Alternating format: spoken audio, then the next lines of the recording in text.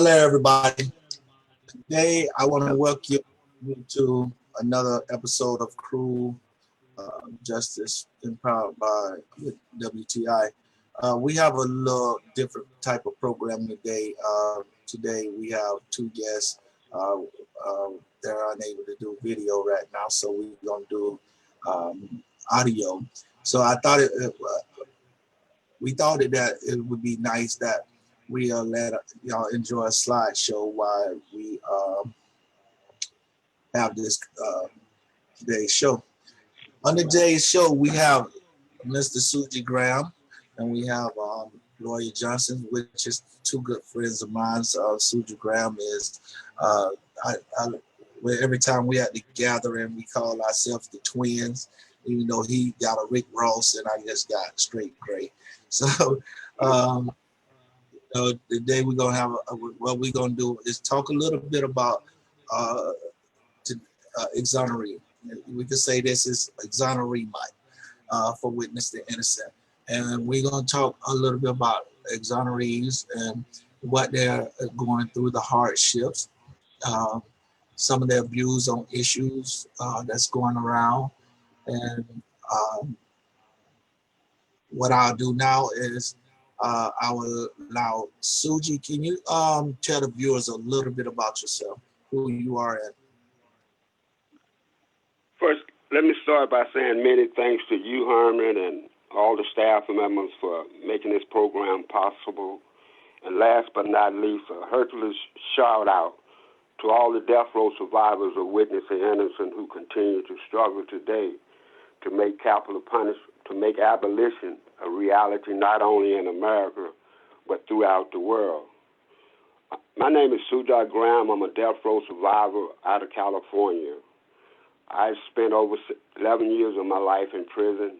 I spent seven years fighting capital punishment in the United States. I was convicted and sentenced to die in California after a second trial. And after going to California death row for about 2 or 3 years, the Supreme Court of California overturned my conviction because they systematically excluded all African Americans off the jury. To make a long story short, you would think things would be different. My third and fourth trial ended up totally lily white. My third trial, the jury couldn't determine my guilt or innocent. And then that was my fourth trial. I think when I started, I was 21 years old, and I was 31 during my fourth trial, and I couldn't conceive for the life of me if they convicted me, I'd go back to prison and start all over again. But I was very fortunate. I was acquitted, and I walked out of there. Many people say you was acquitted because of the system worked, but I'm here to say I'm here today in spite of the system. It was two little young high school students who decided one day not to go to school to learn about the criminal justice system.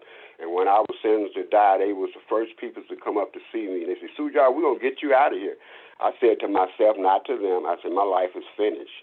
I said that to say I understand fully the power of the people. Those young students went out and organized and went to university just like we've done as part of Witness the Innocent. And anyone that would give them a listening ear, they would talk to them. And after a few years on California death row, they overturned my conviction, and I faced 2 more trials. Ultimately, I was acquitted, and I'm a part of a group now called Witness the Innocent that was founded over 12 or 13 years ago, and we continue today. We have built an organization, and I'm happy to be a part of this whole process. Thank you. Mr. Lawyer Johnson, tell the people a little bit about yourself. Will do. Hi, everybody. My name is Lawyer. Glad to be here. First of all, I'd like to thank God for an opportunity to tell, first of all, the truth of what happened to me when I was only 18 years old. I'll start by saying I was in a club, enjoying myself. All of a sudden, 4 undercover black detectives approached me and asked me my name. It says, is your name Lawyer Johnson? I said, no. First of all, I didn't know who they were, okay? They didn't say they were police officers or what have you. But nevertheless, they look like undercover thugs. you know. But anyway, I said no. And one detective pulled out a picture of me and said, "Is this you?" I said, "Yeah, okay, that's me. What's going on?" He said, "Was you aware that we had a warrant for your arrest?" I said, "No, I was not aware. And second of all, that is not me because I did not do it." Well, they said, according to our information, you're the one that we were looking for. So anyway, what they did was that they told me to turn around, put my hands behind my back to cuff me. So as they cuffed me, I'm walking out the club, looking towards my family that I was with, and said, "This is a mistake. I'll be right back." Next thing you know, I'm down the station, and I heard a bunch of people in the background saying, "Yeah, you finally got that nigga. We knew we'd get him. Yeah, I told you we'd get him." So I said, "I know they couldn't be talking about me." So anyway, I said, "Well, nothing to worry about because I didn't do it." Next day in court, the district attorney said, "Your Honor, I have a defendant here who robbed and killed a white man in an all-black project." The district attorney, the judge said, "Is there a question of bail?" The district attorney recommended no bail. So I'm sitting there as if it felt like a dream, okay? But anyway, the next day, I'm in jail. While I'm in jail, not knowing, they drummed up a informer to say that I told the informer that I committed this crime. Okay? 6 months pass. My trial starting. First of all, the jury pool consists of maybe about 40 people. Out of 40 people, there were about 4 people of color. Nevertheless, I had an all-white male jury. I get to the jury, the trial part. During the selection of the jury to be on the jury pool, what have you, they challenged all people of color, all women. I had a jury of all white men. Needless to say, I had a all-white jury and a mean judge at that. As the trial started, okay, am I going too far? You want me to get? Go ahead. Well, how you want me to tell the whole story or just the main part? We're going to have a discussion. What you want to tell? Sorry? Say what you want to say. Oh, okay. Well, okay. Now, when the trial took place, the DA opened up the trial by saying, "I have this defendant here is convicted of did rob and kill a white man in an all-black project." And this attorney used racism to get a conviction. My judge stood up and said, "Your Honor, I object to how the district attorney is carrying on with the case." The judge told my lawyer to sit down and shut up. Make long story short, I was convicted of first-degree murder. 2 years later, I got a new trial. I need to say that the same thing happened the first time, happened the second time. This time they convicted me of second-degree murder and so forth. But this time I had all white people on my jury with the exception of 6 white men and 6 women. The district attorney used the same strategy as far as manipulating the jury's fears concerning people of color. The judge gave the district attorney leadway and didn't give my lawyer not even a chance to represent my defense and so forth, you know? When the jury came back, I was found guilty again, and they convicted me of second-degree murder. Geez, a little nervous, but anyway, this time. So, 10 years later, a little girl came forth, and said that she know the person that committed this crime. The person that committed the crime was the district attorney informer that committed the crime. And she said that when it first happened, she made a phone call to tell the police what had happened. The police told her that they have the person already in mind who did this. I need to say also that the person that blamed me for the murder also blamed another person before he blamed me, named Vaughn Simpkins. So when they asked him where is Vaughn Simpkins and that, when they went to look for Vaughn Simpkins, they found out that he was already in prison on an unrelated crime. So they said to the informer, tell us who did this crime. If not, we got enough information to convict you for it. That's when he came out with my name, okay? I just got back from Florida, and a friend of mine, so-called friend of mine, knew that I'd be going back to Florida to work with my father and so forth. I was just there for the holidays. That's why he said that he used my name, because if he used my name, he figured that I wouldn't be no more in town. So when they're looking for me, I'll be gone. But I happen to be down Sugar Shack, a bar club, enjoying the scene and so forth. And anyway, am I taking too long or what? How am I doing so far? I have a little bit more to say, but knowing that I'm going to talk too long because how's my timing? Go ahead. I got you. Go ahead. Okay, but anyway,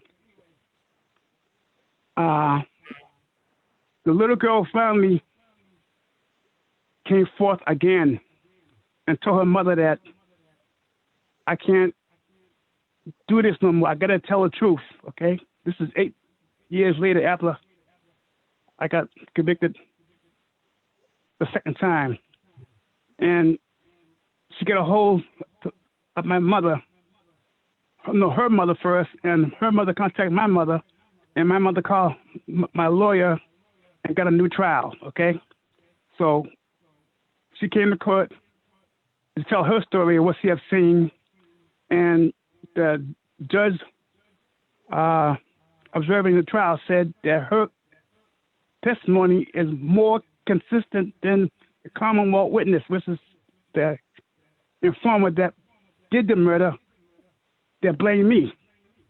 So they ordered a new trial. This is 10 years later, okay? I got out in 1982.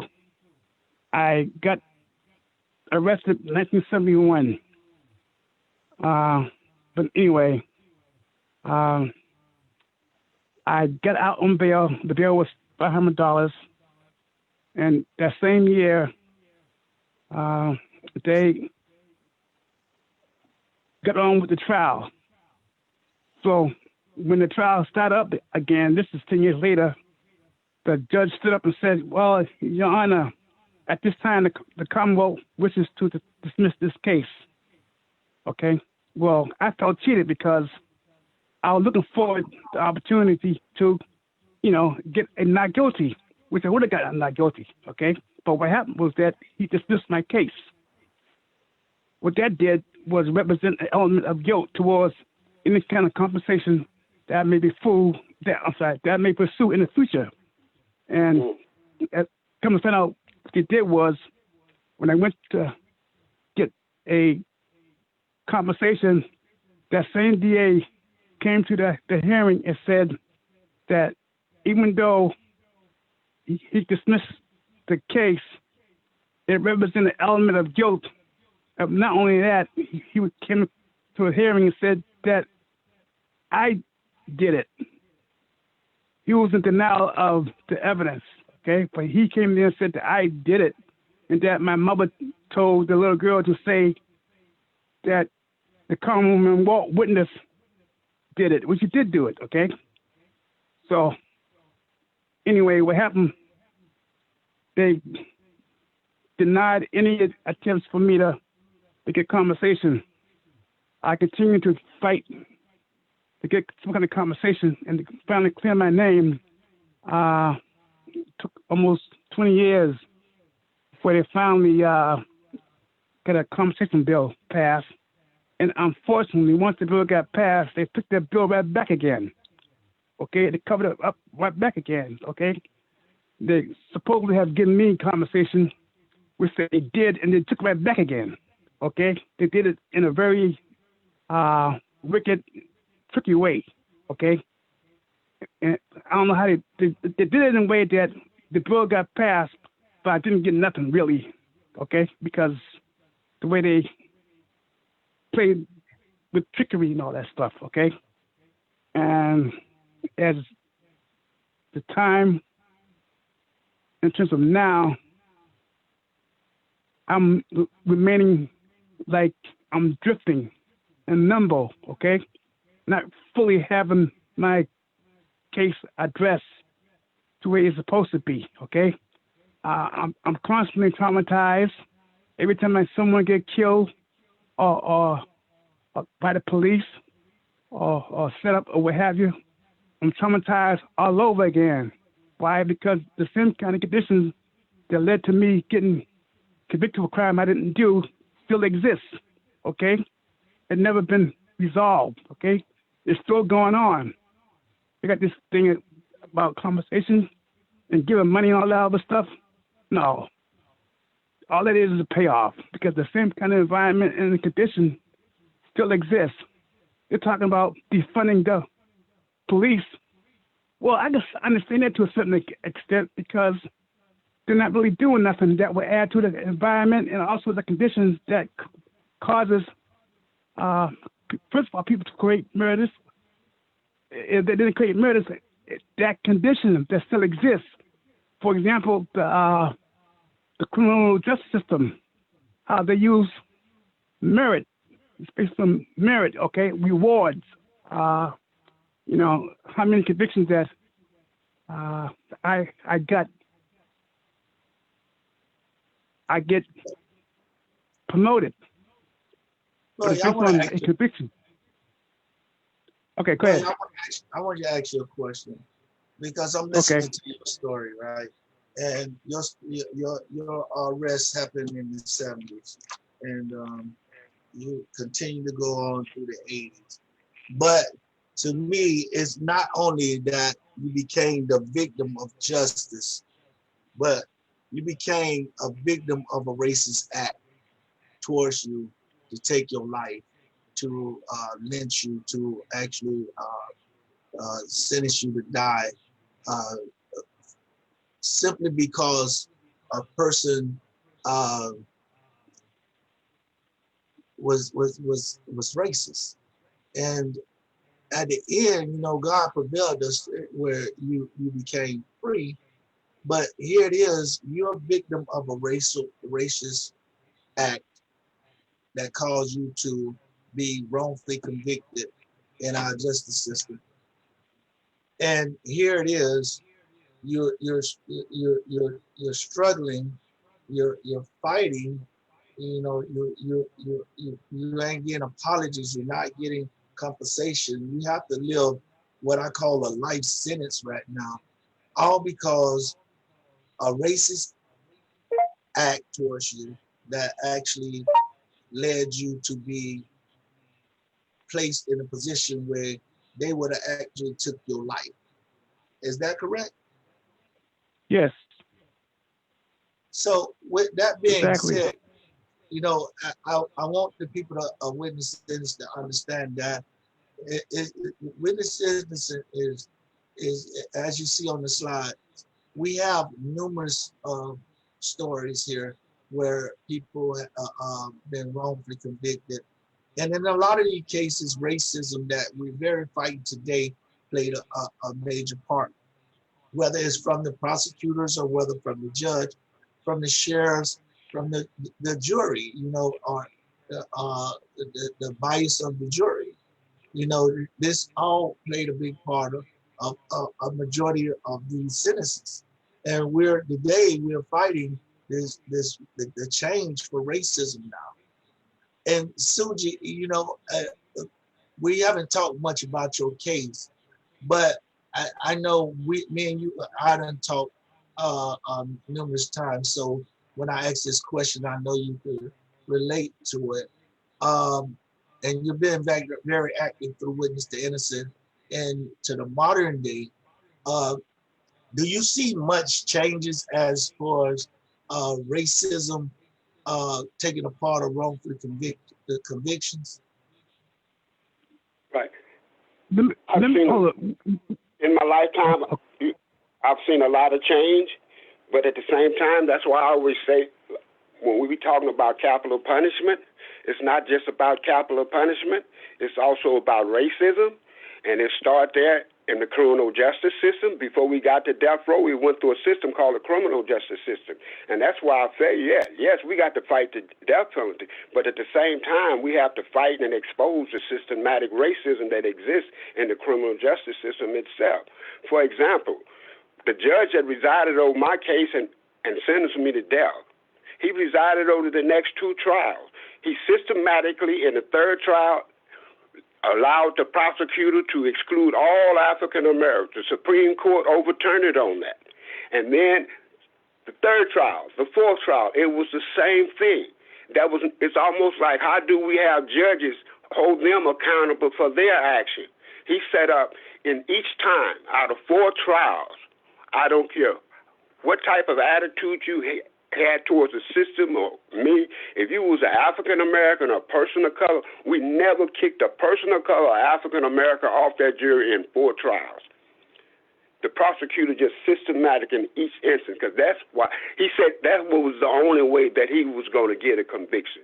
So racism plays a big part. Most people, for example, in our state of Maryland, before we ended the death penalty, everybody that was on Maryland's death row, 85% of the violence that was happening, people was convicted. It was black people was the victim of it. But when you went to Maryland's death row, everyone was up there. Their victim was white. Not that I'm advocating equal killing, but that shows you systemic racism, that black lives doesn't really matter when it comes to determine who goes and who gets sentenced to die. So those are part of the things that we have to add and make it a part of our vocation when we get up there and speak. See, courts declare law, just like in our case. The Supreme Court say you can't do it that way. But it's up to us to organize to make effective mandates out of those declarations. Otherwise, it will continue. Most of us in the witness innocence are black. Perry Cobbs, he had 5 trials. So where did this stuff end at? It's systematic. And we have to expose it and hold prosecutors, not only prosecutors, but start a program where we have a discussion with judges that is willing to listen. So that's about the extent that I have in there. And I know my case was dealing with racism. I was a part of a movement, fighting just like we fighting here in society, fighting for better conditions, fighting against racism, fighting against police brutality. And as a consequence of being in that movement on November 27th, I've been in prison 3 years. They accused myself and Legene Allen, and for the next 7 years, we had to fight for our lives. And if I'd have had a clue, and I tell you right now today, 30-some years later, I've been out much longer than most of you. If I'd have had a clue of what I was going to have to experience for the next 7 years, I'd have made them kill me. I mean, it was torturous. And right now today, after 30-some years, there's not a damn day that doesn't goes by that I think about capital punishment. I could be playing with my young grandkids and stuff and say, what if California would have had their way? I wouldn't be here today. I talked to Jerry Jameson after 21 years on Ohio's death row, after seeing over 50-some people who went off to their death. And eventually he was released from prison, but he's still confined. He would never be whole again, and none of us. I can say that because after 30 years, I still think about it. It's a part of my life. Juan Mendez, how he's going to ever be whole again after 17 years on Florida's death row because of racism. What was the evidence right down there in the basement? What would Kirk Bloodworth be? We're just talking about the criminal justice system if it wasn't for DNA. What would Ray Crone be if it wasn't for DNA? So we got to rectify the whole criminal justice system and make it fair and justice for each and every one. There's a lot of mercy in the criminal justice system, but it determines who you are. If you're black, you're less likely to get into that mercy. But if you're white, your chances increases. And I think you brothers know what I'm talking about. So we just begun, and I'm just happy that Witness and Innocence start taking on these issues, and we becoming more educated, and we looking at things beyond the death penalty. But there's a connection between society, because it didn't just grow. Just like Witness and Innocence, how do we built an organization? Now, how do we build a brotherhood? Just like King talked about, we'll build neighborhoods, but you have to become neighbors. And Witness and Innocence, we'll build an organization. Now, how do we build our sister and brotherhood? By having that conversation. And the more stronger we get as a people within, the more powerful we're going to get when we go on the road to eliminate it. I know it's going to end in our lifetime, because I know the work that you do, Herman. I know the work that Juan do. I know the work that a lawyer does. I know the work that Kurt do. And I know as long as we keep thinking and keep fighting, we can end this thing just like everything else. But it's through education. When I initially got out of prison, hey, you could count me on a couple of hands, but now how many of us out because of actual innocence? It's over 160 or 70 of us. And it's not by no accident. I mean, there's no accident.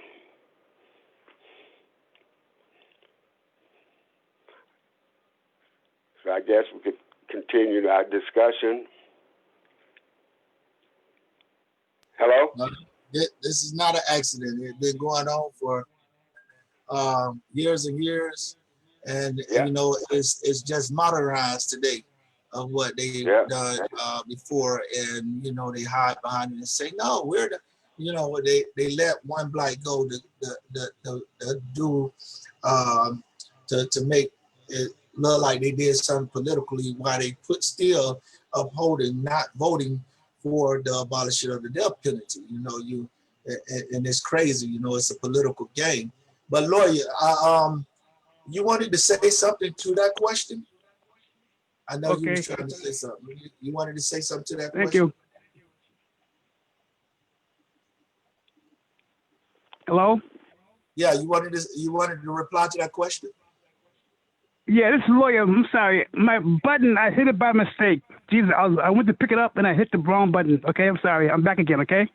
There's no problem. There's no problem. What was the question again? Oh, my God. Wait, this racism. Well, go ahead. Hello? All right, well, let's just talk about the denial, okay? I'll answer that question with one phrase. It's that denial, okay? That they are in denial of racism, they're in denial of how they do us concerning the criminal justice system, and it definitely needs police reform, criminal justice reform, okay? I ain't talking about defund the police, no, but it needs to be reformed. Okay, look what happened to me. I'm the ideal example of what happened to me, okay? With the grace of God, I'm still here to say that the criminal justice system needs reform, because what's happening to me is still going on, okay? All the money that you deprive me of don't mean not a damn thing, okay? What we need is to change the conditions, change the environment, change everything that creates crime, what causes crime.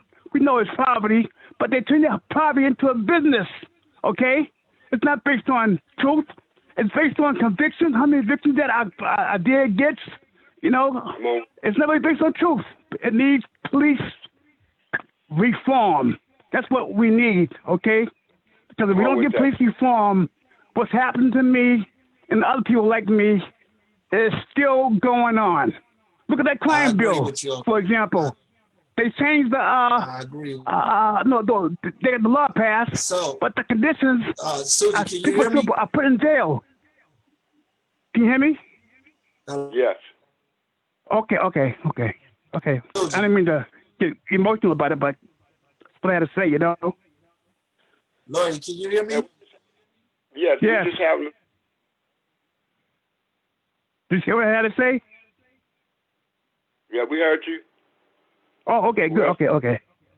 Yeah, tell my story, man. It's like walking through a landmine, you know? But hey, Lord, I'm still traumatized. Yeah. Hey, it's just like that young girl was like DNA for you. If it wasn't for that young girl, you'd be still in jail today. Yes, I would still be in jail today. Yeah, Okay? still, just like Kurt, just like Ray Krohn and a lot of other peoples.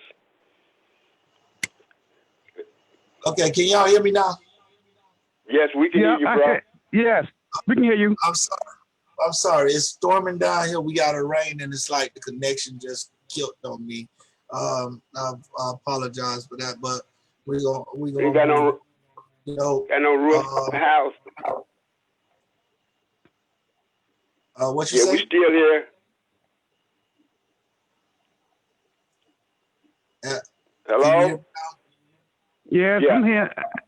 I hear y'all. Okay, my connection is being very disrupted right now. It's okay.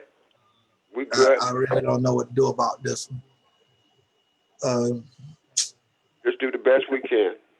I'm gonna go out and I'm gonna come back in. Give me just 1 second. Hey, lawyer. Yeah. Yeah, that was pretty profound. I mean, that's illustrate the whole thing in dealing with this criminal justice system. People be constant. Oh, it shows that things work, but people had to labor and volunteer. It was guilt that made her come forward as she became age. And it's just like in a lot of other cases, people's coming forward. In Ryan County's case, people volunteered coming forward. Okay. I mean, it's this whole, and judges sit back and reside over this stuff and let it continue to happen. They say Black Lives Matter, okay? They don't say Black Lives Matter for nothing. I think during 4 trials, we probably went through close to 600 people trying to select a jury.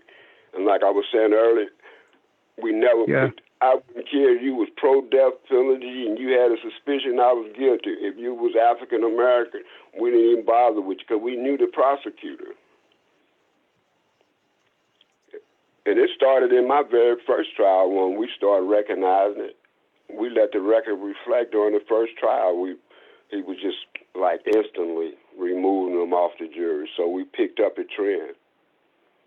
Mm-hmm. And then that's how we eventually, when we got convicted, that's how they, and God bless Rose Bird, she was the first female justice of Supreme Court Justice of California. She was very active, and she really led the campaign to get us a new trial. She firmly tried to put some teeth into the systematically excluding African American or peoples of color off the jury. And I think they eventually ran her off the court. God bless her soul, she died. I think she had cancer, something like that. But she was a tremendous justice. Wow. But we just need. Hey, what's everybody at, man? Herman had is everybody still here? Herman had to be relieved for a few minutes. He trying to get his. Okay, is Alden still there? Yeah, sorry, we're just having technical difficulties, so hopefully we'll get Herman back. But in the meantime, let's see. I know we have a lot to talk about. Do you guys want to tell us a little bit about how you first became involved with Witness to Innocence and what the organization means to you? Well, for me, we started I don't know the exact year, but I remember could have been about 14 years ago, the call went out, Ray Krohn, Terry Ramsey, and a few other people made a call to form a group called Witness to Innocence, and we met in Atlanta, Georgia. That's where I first met Ray and Ryan Kiney, and maybe there was about 15 of us at that time that responded to that call. Well, anyway, long story short, we all became friends, and we had our battles, but we stayed together as an organization, and then we continued after so many years. And for what it means to me personally, it is I can't begin to express being. For the first time in my life when we came together, I was meeting people who had that same experience that I had and went through it. So when we be sitting down doing our gatherings and having those conversations about our experience, and when one of the brothers and sisters say, yeah, man, I really understand, then you know they understand because they experienced the same thing. We can almost determine when one is doing good or not just by the way they walk when we come out or go to breakfast. you can tell. So that gives you encouragement. And to look at one of them, I can look at Derek or Juan and say, I'm depressed. I don't know how I'm going to continue. Or not even being there, just thinking about them, how did they survive all those years. And I reflect on that and get strength. So it means really a lot and give us an opportunity to really be, like Witness to Innocence is that foundation that gives us that platform to spring off of, to go off in what I like to call the battlefield, to fight to end the death penalty, but also fight for social justice. And we've grown qualitatively over the years, but we're still standing and we're still trying to make ourselves better. Good stuff. Now how I started with Witness to Innocence, right, was that I used to work with Massachusetts campaign against the death penalty when I get out, okay? I went to New Hampshire and various other places, talking about why the death penalty should never be, okay? But as time went on, I couldn't really go no place where I felt comfortable at because I couldn't express myself. I felt as though I was being targeted. Every time I try to advocate for some kind of advocacy concerning social justice and so forth, I felt like I was being trapped off here in Boston. So I got in contact. In fact, Witness to Innocence got in contact with me. They heard of my case, okay? And since I wasn't with mass campaign against death penalty no more, I joined Witness to Innocence right after that, okay? So that's how I became involved with Witness to Innocence, okay? And I thank God that a program such as that exists because I have nowhere to go to express some of this frustration, to express some of this anger, I don't know what I would do if it wasn't for Witness to Innocence, Come on with that. Yeah. No, Herman, stop. Herman sound like... Hello? Yeah, what was that? Herman sound like some 45 record playing too fast. Yeah. Yeah, but that's what happened why I get involved with Witness to Innocence, okay? Yeah, that was good, man. And it's definitely needed. Hey guys, man. It's Jenny here now. I'm going to help out because Herman's having some serious technical difficulties. This is Jenny Sheeks, Director of Development at Witness to Innocence, just joining in here. So we got a couple of questions from viewers. So let me read this into you guys. Let's see. Okay. So Kwame, the chair of our board of directors, Kwame Ajamu, who you guys know, he wrote in to say, no people can change their conditions until they change the conditions with themselves. Witness to Innocence is dedicated to the empowerment of its membership and their families, and our brothers and sisters edify these strengths. Brothers like these speaking today are the examples of true servants of the cause for the abolition movement. That's not a question, but that's a really awesome statement. You guys have any responses to Kwame's message there? Can you hear me now? Yeah, we got you. I hear you anyway. Just one thing in terms of he's on point, and I feel it from the bottom of my heart. Those are the things that we have to do in order to be better, and that's the whole point in terms of we build an organization. How do we build our sister and brotherhood? So yes. Thanks a lot, Chair. Keep up the good work. Excellent. And then we had another, Herman, we did hear you. You want to try again? You sound okay. I'm sounding okay now? Yep, you sound great. You take back over then. It's storming, raining down here. We got a hurricane coming within the next couple of days. And, I don't know. Xfinity is real bad. But were you outside, Herman? No, actually I'm inside, but down here we have Xfinity cable, and it's like every time it rains, we have problems with the cable. So okay, yeah. I'm trying to switch to AT&T. They just ain't moving fast enough. But to relate to Kwame, one of the things, and we have to recognize Kwame, who is the chairman of the board, who is also a great fighter in this battle. You see his picture coming up. And for those that joined a little late. You know, I'm Herman Lindsey, Florida's 23rd Death Row Exoneree. And our special guest that's talking today is Shujaa Graham and Lawyer Johnson. And we're having a show about exoneration, the exonerees and things like that. I'm not sure what was covered while I was gone, but if you don't mind, Jenny, you said you had a couple of more questions, or just that one? There was just Ron Kiney, one of our board members, who's also a death row exoneree, had written asking you guys to talk about Rodney Reed's case. I'm guessing he was mentioning that when you were talking about Ron's case and how it related to the police, because Rodney Reed's case also is connected to police misconduct. If y'all wanted to talk about that. Police misconduct. Well, the thing about it is we don't really have that much time, so I'll make sure I make a note and try to address something like that. Right now, I want the people to understand the importance of and the great deal of witness to innocence in our body. You know, our members. You know, and one thing about it is our staff and our members putting our soul into this fight.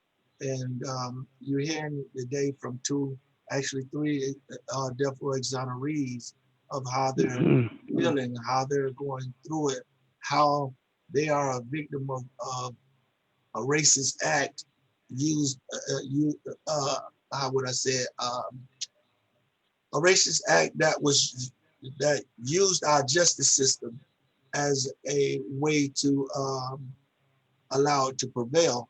And the thing about it is that this is something that is been going on for years and years. And one of the sayings that witness innocent is that you can't bring an innocent man back from the grave. And the politicians know this. They know this. And you know the sad part about it is that they allow this system to continuously create victims of miscarriage, wrongfully convicted people, and they don't try to establish any programs or any compensation. It should be automatically, you know, because if you committed a crime against the state, they're gonna automatically punish you. They're gonna automatically get you to serve time for what you have done. Now we cannot get the state attorney, the judges to serve time for what they have done to us, but at least they can do some type of compensation or some kind of medical help or something to help us rehabilitate into society. I mean, you be gone 18 years, 16 years, and these men is a years, and you done lost a lot of your main family members. Your life, the majority of them turn out they're in their older ages, you know, where they can't just start over as if they was a youth.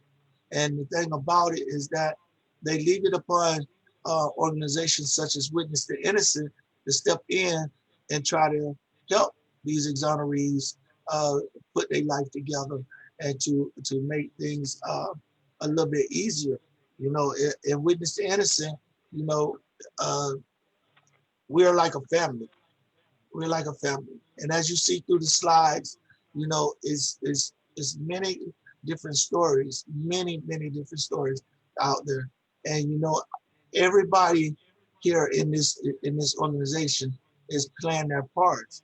And if you listen to these stories any person that listens to these stories, I see if you have one story, you know, here in the United States, then you can say, the justice system, you know, but when you have as many exonerations in the United States as we do here in the United States, then it's a problem.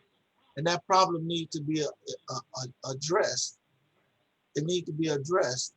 And I'm just going to go to this and I'm going to turn it back over because we don't have much time to Shujaa and Lori to answer, say whatever last remarks they want to say. I just want to say this. Witness Innocence is a nonprofit organization, and I know many people may not heard of us or things like that, but we going, as you see on the slides, we're going in many different places. We're going into schools. We're going into state attorney's office. We're going into the legislation to tell our stories. But this sometimes costs. This costs. It costs us to fly the person over, to transportation and get back and forth to the events. The hotels and things like that. So I'm personally asking, and this is the exoneree month, Cruel Justice, where we're gonna be featuring different exonerees every week. And on Tuesday after Thanksgiving, we're gonna Giving Tuesday, we're gonna actually have a fundraiser. And I'm gonna ask people, if you don't have anything that you can donate now, try to have something to help support us and promote us on Tuesday, the Tuesday that's coming up. So you can't say we didn't warn you. We didn't, advise you of it. And before we go to an end, on the slide, you see that you can go to witnessinnocent.org. You can host a story. You can host the event and ask one of the speakers to come.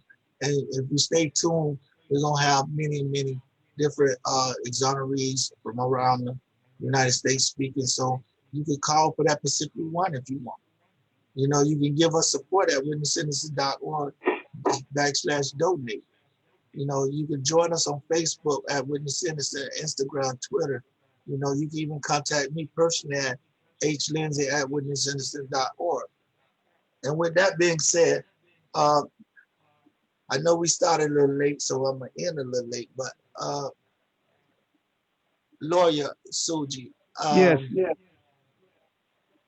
if you was to add a message to someone out there about, first, let me explain this process too. Witness Innocent also have programs such as the emergency fund. And in the emergency funds, those funds are used to help exonerees when the lights going off or they need to pay rent, medical, and things like that. We also have a department for that help deal with our traumas. Like right now, I don't even understand how my wife is dealing with me. I mean, I'm going through so much, and I'm fighting. You heard lawyer said he's going through a lot. Shujaa going through a lot, and we're serving a life sentence. And it's stressful, it's painful, and it's constantly. It's like the trauma is like a tumor in our brain, and it's constantly growing because of the stress and the predicament we've been put in. Because you have to understand that it's difficult finding a job, because if they do a background check, it shows that murder. It shows that murder. If you try to rent an apartment, it shows that murder. And so I've been denied Airbnb because of that same murder, and I was exonerated of it. So if you was to give a message out to the listeners now concerning Witness Innocent and the programs that we're offering, what would each of you say? So we're going to start it off with lawyer. What would you say to this message? Well, all I gotta say is that Witness Innocent, right, is an exact organization, okay, that will get rid of the systematic racist stench that presently exists in the criminal justice system. Okay, I mean, it is stinking. I mean, it's come to a point now, right? It's taking this whole country down. And we don't face it. We got to face it, man. We got to face our dirt. We got to face what we did in the past, man. We got to stop covering up shit, okay? And let the light in, man, to make it better, okay? Because the longer we keep trying to bury our wrongdoing, the more we make it harder on the criminal justice system, future generations, and so on, okay? But you got to stop by not being in denial of what you are doing in terms of the criminal justice system. You got to face your own stench and start to make a change. And we are the agent of that change. If you'll only give us a chance to help you, to help ourselves, okay? But we need your help to help us. That's all I got to say for now, okay? So it's a lot more, but God knows it. Hey, this is Shujaa. I'm going to be brief. First, let me start by saying, like, the best way you can, not only economically, you know, by giving funds, you can help witness innocent by getting involved more yourself and by setting up venues so that people like us that can put a face on capital punishment, they can come to your areas. And because I know for a fact that we make a difference as an organization because we've had that experience by living on death row, and we put a face on that. And I think that's been really important in our education of people. We are by us showing up and been formally convicted and sentenced to die and showing up speaking to people, that brings the realization that we are really sentencing individuals to death that was actually innocent, or just sentencing human beings to death. And lastly, thank our Wanda Mendez. We talked about the emergency fund, which is a tremendous support for exonerees that go into need. Some years ago when Juan was on the board of Witness to Innocent when we first started, that was one of the programs that he fought for. So the exonerees, when they fall short, they can call Witness to Innocent and we can make funds available. So you can thank that brother for that. And I also want to just give a shout out to D and all our friends and supporters in Texas, that Ryan Connie, the board member that I went to Texas with so many times to fight for Rodney Reed, a case that many of you know about through Witness to Innocent, because over the years we've been a part of Rodney Reed's case long before it became popular. And Ryan Connie and a few other brothers been going there for the last 10 years religiously in November. And due to the virus, we won't be able to make that trip. So it's a shout out to D and all the people that is on Texas death row that we have met, not physically, but spiritually by coming there. Keep the faith, and we're going to do all that we can, not only just to end capital punishment in the United States and Texas, but throughout the world. I want to do a tribute to those Witness Innocent members that we've lost during this fight, such as Deborah Tibbs, John Thompson, Dave Keaton, Harold Wilson. Anybody I'm missing, Suji? Ray Hilton. Ray Hilton. Clarence Bradley. Ray Hinton, right? No, he's not dead. Clarence okay. Bradley. Clarence Bradley. You talking about Greg Wilhart, Deborah Tibbs, okay. the brother out of Clarence Bradley, he passed away. Uno #1, David Keaton, he was the first exoneree, Freddie Pierce, and then you have Alfonso, who was David Keaton's cousin.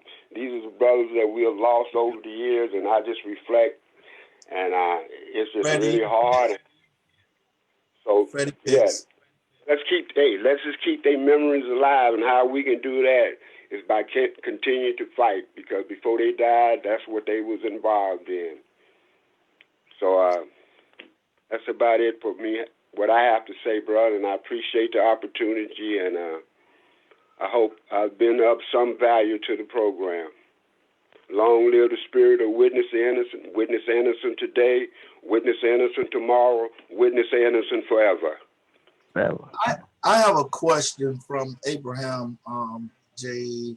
Boswell, I think, with the Journey of Hope. He said, will you all be helping with the campaign to end federal execution? Are you concerned about the execution of people are guilty of what they were convicted of? To answer that question, yes.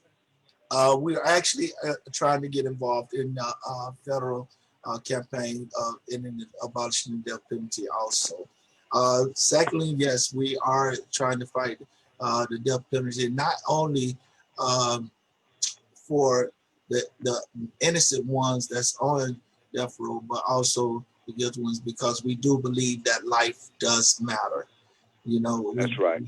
we when they say thou should not kill, you know, that can be attacked by many different ways. But one thing that cannot be justified is that um, our juries has got it wrong a lot of times.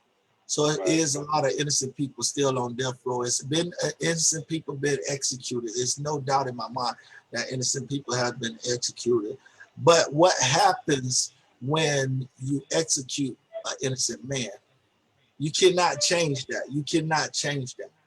You know, so we do believe that life is precious, and that we do try to fight abolish the death penalty for all, because we feel like having the death penalty is not right.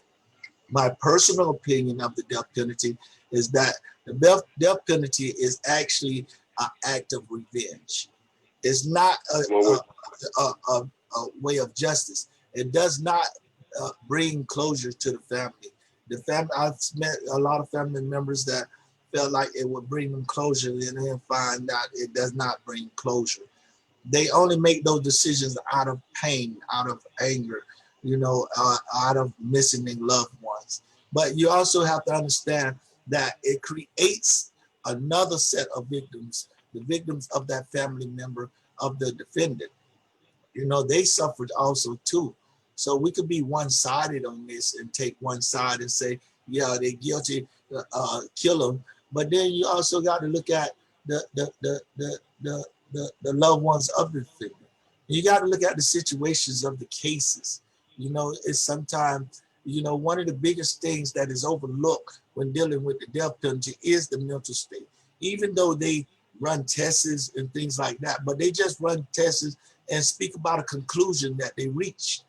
They never actually look down into it, and it's supposed to play a big part into whether a person get the death penalty or not.